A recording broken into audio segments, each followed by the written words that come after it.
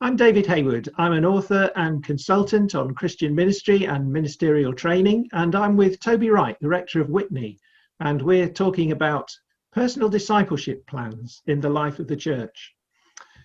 Toby, tell me how long your church has been doing personal discipleship plans and how many members of your congregation have adopted one? So we've been doing this for about 3 years, and we were early adopters in the process, working with Tina Molyneux and helping to shape and create the platform, which has become Personal Discipleship Plans. So far, we've probably got upwards of 50 within the benefice, and somewhere between 50 and 70 people who have taken part in the process of Personal Discipleship Plans. So despite the interruptions of COVID, personal discipleship plans are getting well and truly embedded in the life of the church. What have been some of the impacts on individual Christians? So, I mean, the wonderful thing is that everyone is completely different. So there isn't a kind of a standard pattern. It's very much discovering the gifting and calling of individuals.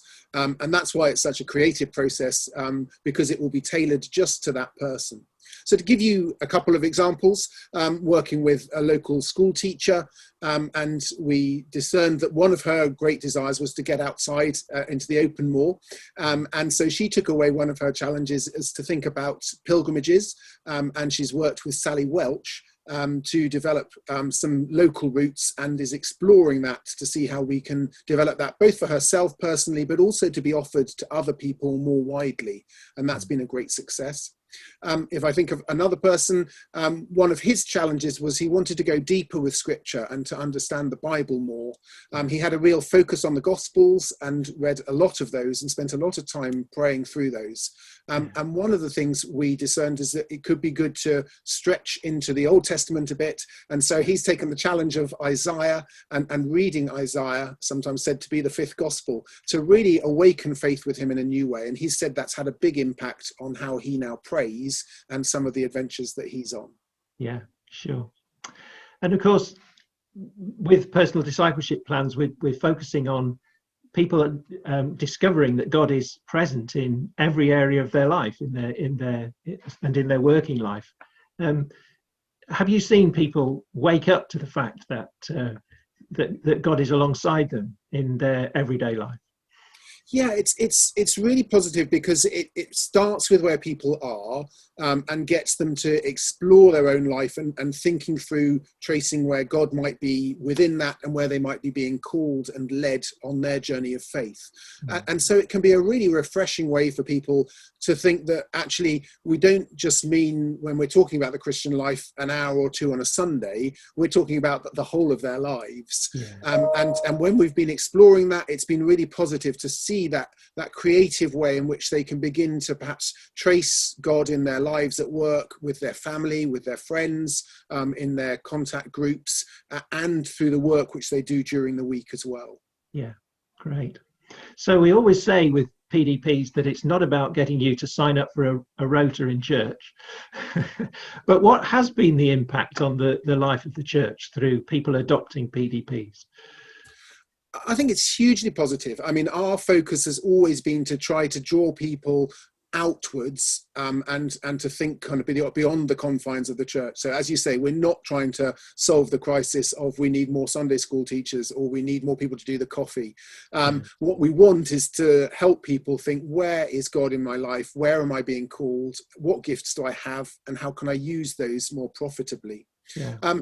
The extraordinary thing is that we have been blessed. There have been some people who, yes, have then gone on to take on jobs in the church which do need to be done. But more exciting than that for us is that actually we've been able to resource and release people to trace Jesus in their lives throughout their week, and to take that forward in new and creative ways outside of the traditional confines of the church, and to break down that pattern so that people don't have to separate church and life, but actually can just see their Christian vocation as encompassing all of what they do. Yeah, sure. And I'm thinking too about the kind of intangibles, the whether there's a deepening of the fellowship in the congregation, the sense of worship, those sorts of things. Yeah, it's a really interesting one. I mean, I'm working on a multi-church basis, so it isn't just that everybody will come from one church. And so there's not a specific group necessarily who will always come together. We bought into the bonfire parties where you gather people who kind of exploring this together. And our experience was very much that those who kind of committed to that extra layer benefited from it even more by coming together as a group and exploring where they'd seen God at work within the week, and some of the things that they wanted to explore through their own experiences of everyday life. So I would say, I think the more people invest, the more they will get back. In a very normal way. But I would also say that I think there has been an enrichment. One of those enrichments would be that so often we don't have these conversations with people, and we just think, well, of course they know they're called by God. They're sat here in the pews, you know, they'll know that. And we don't talk about people's gifting nearly enough. And to help them see that gifting can be much more than, oh, they're an amazing preacher, or, oh, they're so good at leading Sunday school or whatever. It's that whole kind of spectrum of different ways of working and operating and seeing God very much at work within all of that. Yes, great. Yeah. And what about the impact on your ministry over the last 2 or 3 years? I think it's really positive. I mean, it's a very simple process. And it's really easy to get on board with it. When we do that, I've found that, you know, you might cram it into a busy day, and you set aside kind of 90 minutes for a PDP with somebody, you charge in, you get ready for it, and you're thinking, okay, right, it's always such a time of blessing. It's actually just being able to step back from things and review where God is in their lives. And as you hear that, you always get back so much more than you give yourself.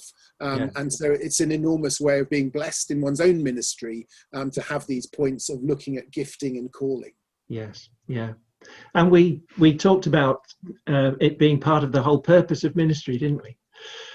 Absolutely. I mean, this is what we are ordained for. If you happen to be somebody who's ordained who's doing this, if not, then as a called member of your church and with gifts to do this, it's absolutely gets to the heart of what we're called to be, which is discipleship makers, and to draw people into that relationship with Christ in new and convincing ways, and to trace that pattern of the presence of God. So it's like the footprints in the sand, and so often we think it's just us trudging along, and I think PDPs can really help awaken within people that sense that God is with them, and it's a very simple process, and everybody who does it, I'm sure, will be richly blessed by doing so.